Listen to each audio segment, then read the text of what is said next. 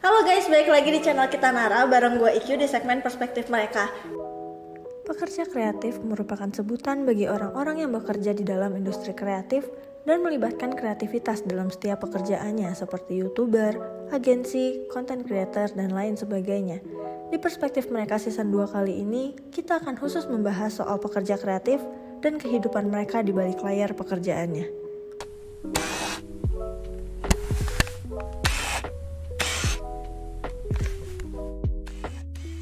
Kita masih ada di season dimana kita ngomongin kehidupan pekerja kreatif nih. Dan hari ini kita akan ngomongin soal revisian. Hari ini kita akan ngobrol sama siapa? Halo, nama saya Bravery Cliff Reinan. Iya, dipanggilnya apa? Cliff aja. Oke, kok Cliff. Nah, hari ini kita bakal ngomongin soal revisian Ya. Sebagai pekerja kreatif ya, pasti bersinggungan sama yang namanya revisi, klien. Kayak Betul. gitu ya kok. Kalau boleh tahu Koko sekarang sibuk apa sih?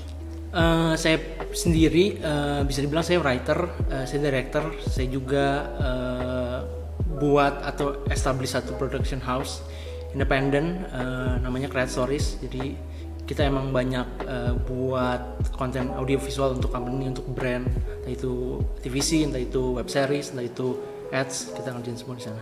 Saya megang bagian directingnya sama writingnya, itu aja. Berarti disebut apa ya, Cliff? Writer director.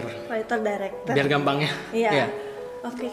Ini kan berarti termasuk industri kreatif juga kok. Udah Iya, berapa betul. lama sih? Saya pertama kali saya di set itu tahun 2016. Tapi secara profesional saya dibayar untuk mengerjakan hal kreatif ini mungkin tahun 2018-an. Udah cukup lama ya? Sudah cukup lama. Iya, 5 tahun Ya, ya. sekitar segitu. Oke, kalau itu job desk-nya berarti ngapain sih kok biasanya? Kalau saya, saya punya semacam fase sih dalam karir saya selama ini. Jadi saya dari 2015 sampai 2017an saya masih jadi PU. PU itu kalau di set produksi itu jadi pembantu umum. Biasanya bawa-bawa aqua, bawa-bawa kopi kayak gitu.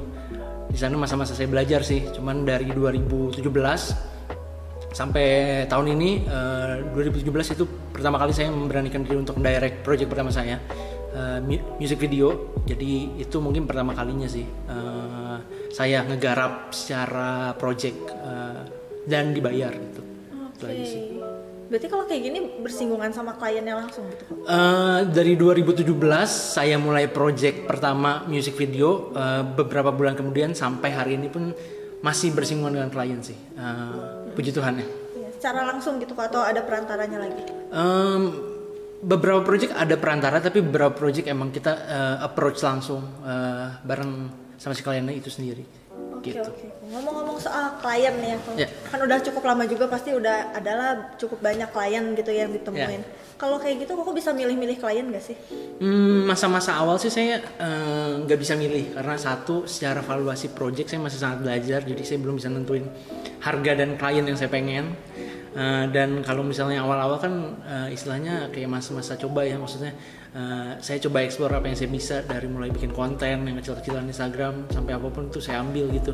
Dan sampai sekarang pun sebenarnya masih saya ambilin, cuman lebih selektif sih karena bertambahnya waktu, pengalaman kan saya jadi bisa mikir juga tuh project-project mana yang lebih wise bisa saya ambil, gitu aja sih. Oke, biasanya milih klien itu berdasarkan apa berarti? Oke, milih klien kalau menurut saya sih punya sekitar sekitar 3 faktor sih yang saya pilih. Yang pertama itu pasti fundingnya atau secara budget. Yang kedua itu secara brand. Yang ketiga itu secara funnya. Project ini bikin saya happy apa enggak? Project ini bisa saya explore apa enggak? Saya punya 3 indikator itu sih untuk memilah-milih kalau untuk sekarang. Gitu. Berarti lebih kayak apa ya? Bukan dari kepribadian siapa yang punya, rese atau enggaknya itu nggak tahu ya sebenarnya. Sebenarnya kita kalau misalnya klien ya, apalagi bukan orang-orang di circle kita, itu sama aja kita kayak pacaran. Kita harus perkenalan dulu, cari tahu tuh si klien itu gimana, apakah oke. Dan kita nggak tahu tuh kalau misalnya projectnya goal, nanti kedepannya bakal jadi ribet apa enggak, yang gitu-gitu. Dan puji Tuhannya beberapa project atau klien yang saya ambil selama ini, mereka masih baik-baik aja, nggak yang rese banget gimana gitu sih. Definisi klien yang baik itu gimana sih buat Koko? Jadi saya punya prinsip kalau project atau karya yang baik itu lahir dari klien yang baik juga. Klien yang baik itu gimana? Klien yang mengerti dan percaya sama kita sebagai seorang kreator untuk buatnya. Karena kan sebenarnya kalau ngomongin eksekusi itu sebenarnya tuh kita tuh yang paling ngerti, soalnya kita yang udah terjun di industri dan tahu secara teknis. Klien tuh sebenarnya cuman pengen apa, dan kita yang berusaha untuk mewujudin hal itu jadi kenyataan. Nah, kalau misalnya kliennya udah trust sama kita, udah percaya banget, udah ada komunikasi yang enak, itu proyeknya akan jauh lebih baik menurut saya. Jadi masalah revisi-revisian akan sangat-sangat minor menurut saya kalau udah ada kayak gitu. Berarti klien yang baik adalah klien yang percaya, betul, gitu ya, betul. Yang emang ya udah jalanin aja. Betul. Dikasih semua, jadi kita juga bebas explore, merekanya puas. Betul. Win-win solution. Dan kalau misalnya mereka udah pilih kita kan berarti mereka udah tahu kita gitu maksudnya. Yes. Apalagi di zaman sekarang ya, di segitu banyaknya PH, segitu banyaknya director muda, dan sekarang fasilitas kamera aja kan jauh lebih gampang gitu. Akan banyak sekali, dan mereka kalau milih kita berarti mereka at least sudah tahu nih kira-kira yang kita kerjain tuh seperti apa gitu. Itu aja sih. Udah dipilih berarti emang harus dipercayai juga gitu ya. Betul. Terus Koko ada pengalaman menarik gak sih sama klien-klien yang baik-baik ini nih? Yang baik, iya. Ada nggak sih yang berkesan gitu, yang diingat banget? Tahun kemarin rata-rata menurut saya banyak project atau klien yang selama saya produksi itu sangat-sangat menyenangkan. Yang pertama karena satu yang saya kerjain tahun kemarin itu salah satu perusahaan tekstil yang cukup besar di Bandung. Mereka pengen bikin company profile, dan mereka milih saya untuk buat projectnya, dan mereka cuma ngasih brief mau bikin company profile aja, dan sisa treatmentnya itu bebas dikembangkan oleh saya. Makanya treatment yang saya buat sebenarnya beda banget sama company profile yang biasa, yang banyak gambarnya itu harus terang dan segala macam. Sama saya tuh dibuat agak-agak kontras, treatmentnya cukup aneh-anehin, dan mereka support karena apa yang saya berikan treatmentnya itu push the story juga gitu, nggak ngomongin tentang si outputnya juga, dan mereka cukup support. Itu yang saya paling seneng sih, jadi saya bisa explore juga. Di tahun ini juga saya pertama kali ngerjain web series. Web seriesnya briefnya adalah mereka cuma pengen bikin web series dari 4 kata. Saya dikasih kebebasan untuk bikin cerita apapun selama itu masih ada di koridor mereka ya. Jadi ini yang penting juga sih, dibebaskan tuh belum tentu bebas. Jadi masih dibebaskan tuh menurut saya justru malah lebih punya banyak tanggung jawab untuk si project itu sendiri. Ya. Gitu. Dibebasin berarti ada ekspektasi mereka juga yang betul. mereka nggak tahu gitu mau jadi apa ya. Betul. Yang lucunya adalah ketika saya punya treatment dari awal saya ngerjain project, saya selalu bikin setiap project itu kayak project terakhir saya, jadi saya selalu prepare itu sejelas-jelasnya dan sevisual-visualnya, karena mereka tuh klien biasanya tidak mengerti ngomongin secara teknis. Pas saya pakai kamera yang 4K, they don't give anything gitu, dan mereka nggak akan ngerti juga. Nah, kita sebagai kreator itu perlu menjelaskan apa itu 4K, nanti kameranya dimajuin, ada berapa karakter, lightingnya kayak gimana, kan kita yang perlu ngejelasin mereka. Dan cara komunikasi yang tepat adalah ngasih gambar, ngasih reference apa yang kita pikirin biar mereka bisa lihat nih. Dan dari situ mereka juga udah paham si projectnya tuh nanti hasil akhirnya itu bakal kayak gimana. Iya, berarti salah satu yang penting juga komunikasi betul. klien ya. Sangat penting, ya. Betul. Biar bisa mencapai si ekspektasinya, tapi kita juga nggak salah. Betul. Oke, terus kita udah ngomongin klien yang enak-enak nih ya. Kalau misalkan klien yang nggak enak, pernah ada nggak? Sejujurnya itu saya jarang dapetin klien yang nggak enak. Cuman kalau misalnya boleh cerita dikit, mungkin ya tahun kemarin juga sih salah satu brand, saya ngomong gini, brand otomotif. Yeah. Brand otomotif. Mereka bukan revisian, lebih tepatnya revisiannya dikerjakan sebelum syutingnya. Jadi pas lagi prep itu banyak banget di revisinya, karena treatmentnya bukan dari saya, treatmentnya lemparan, dan si kliennya ada miskomunikasi antara agensi sama PH sama klien. Kan itu kalau udah ngomongin tentang brand kan banyak banget tuh jargomnya. Dan itu yang menurut saya cukup tricky, dan kemarin saya ngerasain sekali mungkin selama karir saya yang benar-benar banyak banget direvis, bukan pas udah jadi tapi pas lagi prepnya malah. Kayak gitu. Berarti kalau gitu lebih susah atau gimana? Menurut saya jauh lebih susah, karena kita secara komunikasi nggak direct langsung ke klien, tapi harus ke orang yang di tengah lah istilahnya. Dan apa yang kita omongin ke tengah tuh belum tentu full yang dia sampaikan ke klien. Itu yang kemarin saya rasain tricky.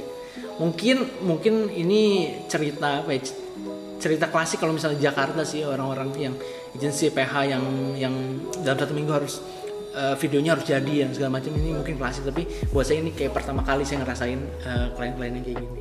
Berarti sebenarnya emang lebih enak langsung ke kliennya tanpa orang ketiga gitu ya? Sebenarnya cuman kan kalau kita ngomongin scope bisnis itu berarti scope bisnisnya masih direct gitu dari kreator langsung ke klien. Tapi kalau kita mau ngomongin secara besar kan banyak, ada agency, ada yang lain, itu gimana scope-nya sih. Cuman emang saya lebih suka direct aja ke klien. Oke, berarti kalau ngomongin revisi, selain revisi yang tadi yang preparation, ada revisi lain nggak pernah dapat juga nggak? Kalau revisi dibilang minor ya, saya selalu ini mungkin trik juga buat teman-teman di luar sana yang masih buat PH atau ngerjain project, saya selalu ngasih di quotation saya untuk limit revisi.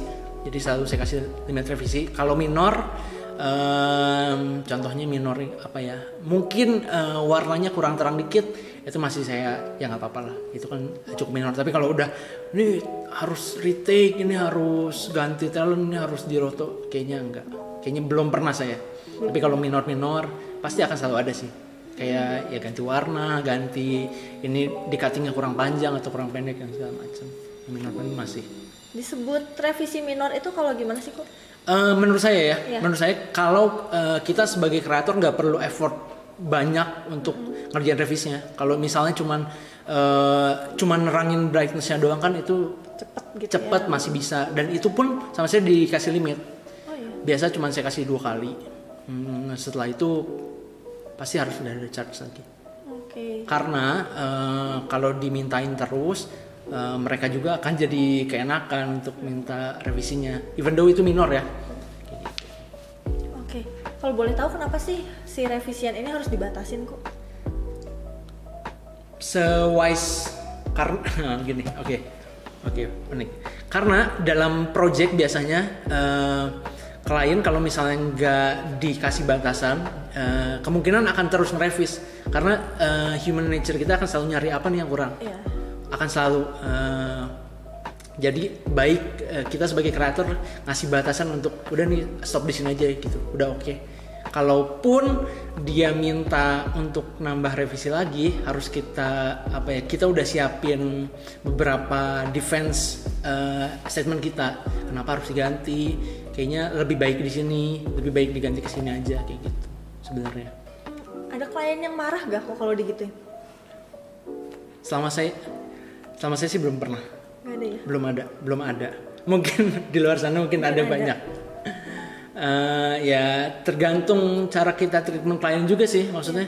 Yang tadi saya bilang kalau project atau karya yang baik kan dihasilkan sama dua belah pihak nih. Klien yang mau terbuka juga dan berkomunikasi, dan kreator yang jujur juga. Dan ya kalau misalnya susah, ya jadinya bakal banyak banget tuh revisiannya kalau ada komunikasinya gitu.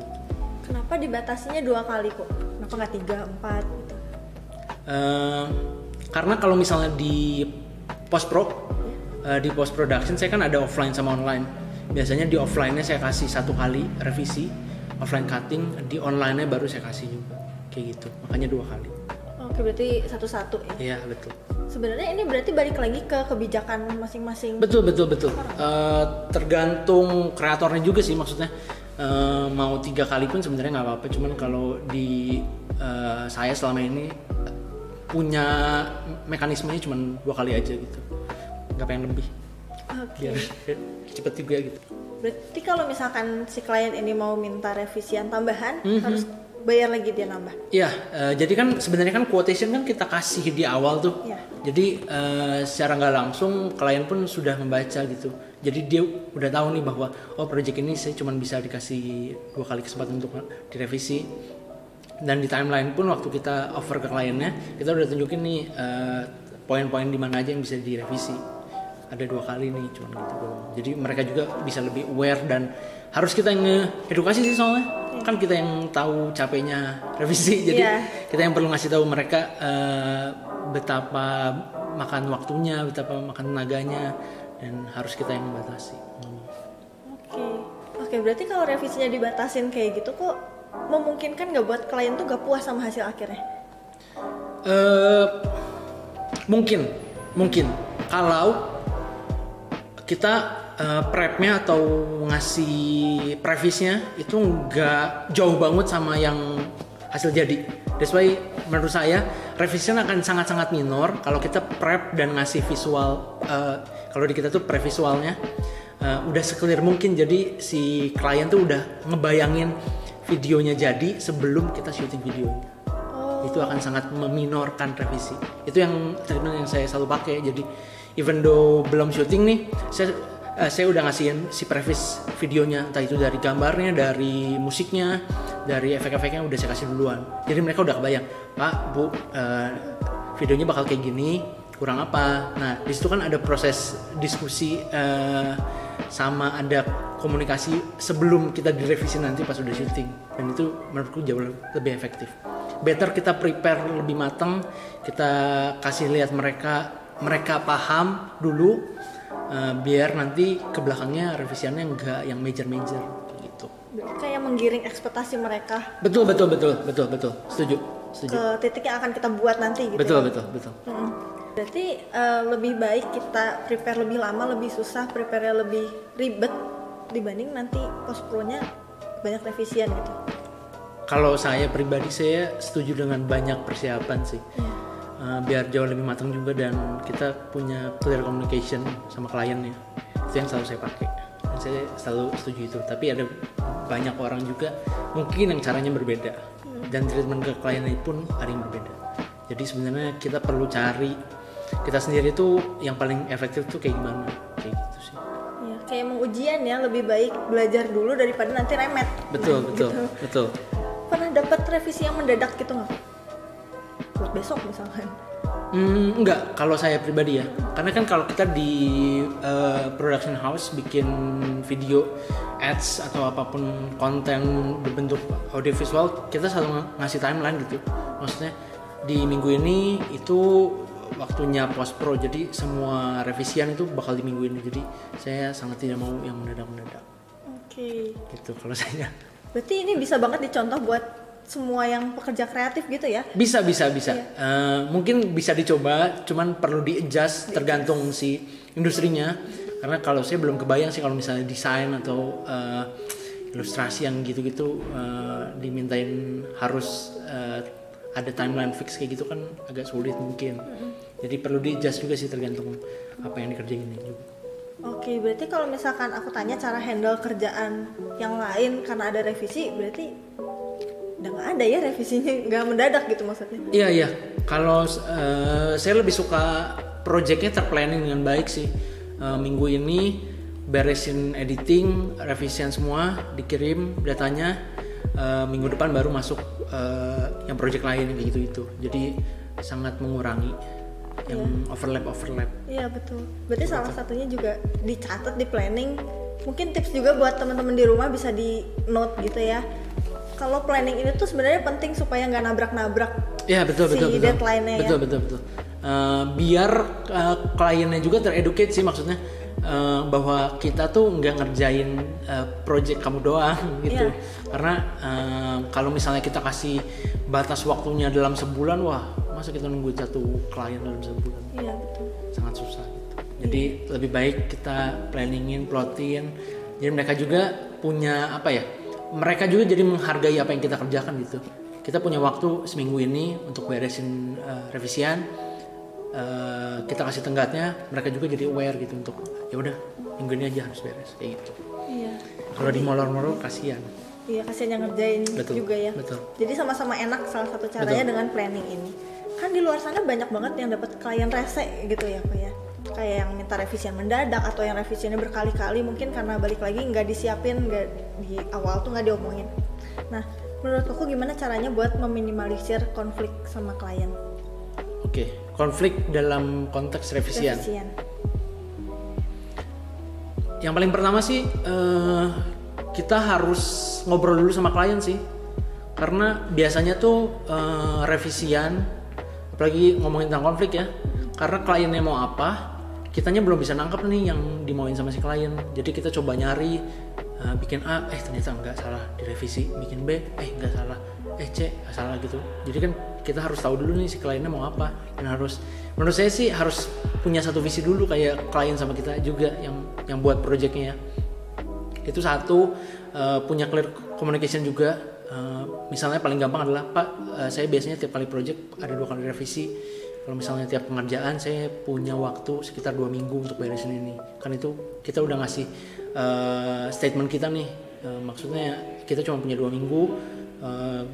Gue bisa kerjain projectnya sampai beres, revisiannya cuma minggu ini. Itu yang perlu di-clearin sih. Kadang-kadang tuh kita suka takut-takut dan malu-malu untuk ngomong bahwa Pak, revisiannya cuma 2 kali ya. Nah kan itu kita sebagai orang-orang baru mungkin kayak takut nanti dia akan manggil lagi. Tapi kan sebenarnya hal-hal gitu sebenarnya yang ngebantu kita untuk growth jadi seorang kreator, seorang ilustrator, desainer, videographer kayak gitu. Harus punya statement juga sih untuk ngejagain kita juga. Terus yang ketiga mungkin yang tadi saya bilang sih prepare sih untuk bikin se-clear mungkin apa yang mau dibuat dia. Jadi gak banyak revisian belakangnya gitu. Oke. Kalau ngomongin, kan tadi kita udah ngomongin revisian gitu ya, maksudnya pekerja kreatif pasti erat lah sama revisian, dan mungkin banyak yang belum nerapin sistem kayak Koko gitu yang dibatas-batasin.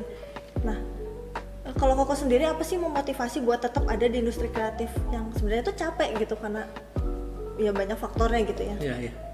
Sejujurnya kalau di industri kreatif apalagi Indonesia, specifically Bandung yang masih growth, orang-orang cukup bahasanya cukup sulit bertahan di industri ini. Dan kalau yang misal pun bertahan pasti cukup berdarah-darah. Kalau misalnya diomongin apa yang kenapa pengen tetap bertahan ya karena pada dasarnya tuh saya emang suka film, dan ini mimpi siang bolong ya. Saya pengen sampai tua pun saya pengen nge-produce film aja, pengen nulis skrip aja gitu. Makanya tetap bertahan di industri ini. Tapi tidak menutup kemungkinan untuk saya cari cara lain untuk tetap dapat funding secara finansial di industri ini. Yang paling gampang adalah saya cobain treatment saya ke project-project yang notabene komersil. Contohnya wedding, kan saya kalau kita lihat kan wedding normal highlight. Nah, saya pengen tetap masuk untuk dapetin secara finansial ada juga, tapi saya pengen explore juga secara treatment, secara kreatif, makanya saya bikin yang beda gitu sih kalau diakal-akalinnya. Kalau balik lagi tadi kenapa pengen bertahan, saya juga bingung sih, kadang suka orang-orang nanya ke saya, kan ini kan industri yang sangat-sangat marketnya belum teredukasi, kliennya belum teredukasi juga, harganya sangat-sangat fluktuatif, banyak banget range-nya. Yang bikin bertahan tuh apa sih ya, karena pada dasarnya saya suka proses mencipta itu sih, dari yang bukan apa-apa jadi satu video tuh saya sangat suka dan akan terus melakukannya gitu. Kenapa nggak cari market lain gitu? Mungkin kalau di Bandung susah, kenapa nggak Jakarta gitu? Mungkin kalau ditanya sekarang ya, mungkin fasenya belum, musimnya belum ke sana. Ada beberapa faktor yang bikin saya tetap bertahan di Bandung. Di satu sisi Bandung menurut saya cukup biru untuk kita bisa explore, asalkan kita punya power yang cukup banyak untuk nge-educate si marketnya itu sendiri atau si klien itu sendiri. Jadi ya mungkin salah satunya adalah saya pengen coba survive dulu di Bandung sih, baru mungkin nanti kalau ke depan-depannya ke Jakarta ya bonus juga gitu. Karena kan kalau Jakarta sebenarnya sudah sangat merah ya, dari segi kreator, dari segi klien gitu deh. Iya, berarti memang balik lagi ke diri kita sendiri. Betul. Mau bertahan seberapa lama, kuat atau enggak, treatmentnya kita gimana, semuanya balik lagi ke diri kita sendiri. Oke kok, ada tips gak sih buat menghadapi kerjaan yang tiba-tiba datang atau unexpected gitu? Tiba-tiba datang tuh dalam konteks mungkin tiba-tiba direvisi, terus tiba-tiba dapat kerjaan baru, tapi minta deadline cepat kayak gitu. Sebenarnya wise-nya kita untuk mengukur kapasitas kita sih sebenarnya. Kalau misalnya revisi kan tadi udah sering kita ngomongin tuh, kita harus banyak clear communication sama klien, clear boundaries, entah itu deadline, entah itu timeline, entah itu revisian harus di-clearin. Kalau misalnya project datang tiba-tiba dengan deadline yang padat juga, menurut saya itu wise-nya kita untuk mengukur kapasitasnya kita sih, apakah bisa kekejar dengan hasil yang optimal atau enggak gitu. Kalau misalnya enggak, better untuk kalau nggak bisa didiskusiin untuk digeser ya tanggalnya, better untuk nggak diambil daripada kita kelimpungan sendiri dan hasilnya nggak maksimal juga gitu. Jadi buat apa gitu kalau saya pribadi. Oke, kalau dari semua pengalaman Koko gitu ya di industri kreatif, dapat perspektif baru apa sih? Buat saya karir di industri ini ya, maksudnya cukup challenging karena kita tuh nggak punya route yang pasti untuk sampai di satu titik. Paling gampang adalah kalau saya jadi director, saya sendiri yang menentukan harga jasa saya. Kan belum ada route pastinya gitu. Yang kita lihat kan cuma market di sekeliling kita. Entah itu director yang lebih muda, entah itu director yang udah tua, entah itu kita lihat PH lain. Itu yang cukup challenging untuk nge-value kita sendiri itu yang pertama. Terus yang kedua menurut saya adalah being survive di industri ini gitu. Karena kalau misalnya kita lebih baik, bakal banyak banget kreator yang jauh lebih baik dari kita. Tapi yang saya percaya adalah lebih unik sih. Jadi kita punya trademarknya kita sendiri untuk tetap bertahan gitu. Punya value ya. Betul, punya value yang bisa kita bargain sama klien kita. Karena beberapa klien mungkin bisa nyari videographer dengan gampang gitu ke banyak hal. Tapi kalau misalnya cari yang spesifik, cari yang storytelling, cari yang pengen dibikinin cerita, mungkin akan manggilnya atau ngarahnya ke saya. Ya, gampangnya kayak gitu sih. Iya, berarti ada sesuatu ciri khas yang bikin orang tuh ingat sama kita. Iya. Gitu ya, itu yang perlu buat teman-teman yang masih mungkin di masa-masa awalnya, itu yang penting buat kalian, untuk kalian terus cari sih. Nggak akan langsung dapat pas 2 kali 3 kali project, cuman itu yang perlu jadi acuan untuk long termnya gitu, untuk long runnya, biar kalian di industri ini nggak cuman jadi direvisi-revisi mulu, tapi kalian punya trademark juga gitu. Iya, oke, kok boleh dong kasih satu pesan gitu ya buat para pekerja kreatif yang mungkin di rumah masih lagi dapat revisian terus gitu. Pesan dari saya semangat karena setiap kita pasti ada proses atau musimnya sendiri-sendiri. Cuman yang penting adalah untuk terus mempersiapkan diri kita ketika kesempatan, entah itu klien yang jauh lebih besar, entah itu klien yang lebih masif projectnya, biar kita jauh lebih siap juga untuk menghadapi kayak revisi, kayak project overlap. Jadi kita juga udah siap. Itu sih yang paling penting untuk sekarang ya. Dan yang paling penting yang lainnya adalah untuk terus buat, karena kita nggak akan pernah tahu revisi itu perlu dibikin 2 kali atau 3 kali ketika kita nggak punya project, ketika kita nggak ngerjain project itu sendiri. Jadi ya terus buat dan terus cari sih, menurut saya cari value uniknya kalian. Itu aja. Oke, thank you banget kok udah datang, udah mau sharing tentang revisi. Bisa banget buat contoh ya buat teman-teman yang lain juga. Kalau kalian suka sama videonya, jangan lupa like, comment, dan subscribe. Share juga ke teman-teman kalian yang kerja di industri kreatif dan yang lagi dapat banyak revisian. Oke, thanks for watching. See you in the next video. Sayonara. Jangan lupa like, comment, subscribe, dan turn on notification.